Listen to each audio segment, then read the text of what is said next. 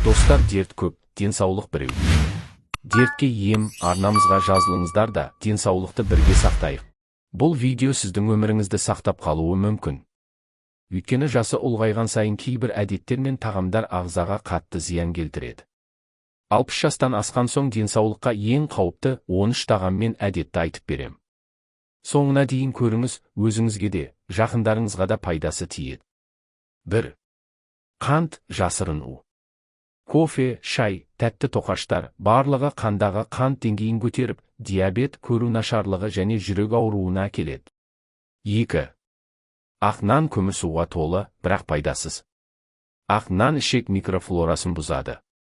Оның орнына қара немесе кебек нан таңдаңыз. 3. Көп тұз жоғары қысымның басты себебі. 60 жастан кейін бүйрек әлсірейді, ал артық тұз оған ауырлық түсіреді. 4. Шұжық, сосиска, консерві, жасырын нитраттар. Олар рак тудыратын консерванттарға толы. Күнделікті қолдану қауіпті.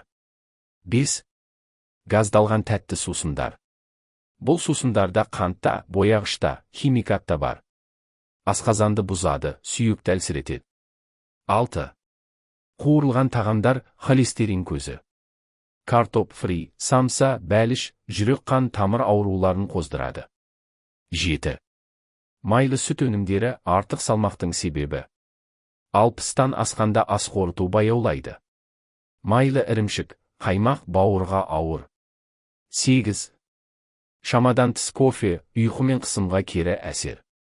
Күнде бірнеше кеседен көп кофе ішу жүйкені тоздырып, қысымды көтереді. 9. Ащы тағамдар, асқазан жарасының жауы. Асқазаны әлсіз қариялар үшін ащы тамақ қауіпті. 10. Жеткіліксіз су ішу. Көп адам жас ұлғайғанда шөлді сезбей. Бірақ сусыздану бүйрек пен буындарға зиян. 11. Түнде көп тамақ жеу. Ағза түнде демалу керек, ас қорыту емес. Бұл ұйқы бұзылысы мен семіздікке апарады. 12. Қимылсыз отыру, теледидар алдында. Қан айналым нашарлайды, буындар қатып қалады. Күнне кем дегенде 30 минут жүріңіз.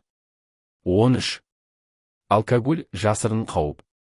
Тіпті аз мөлшерде ішілген ішімдіктің өзі 60 жастан кейін жүйке мен бауырға әсер етеді. Қорытынды.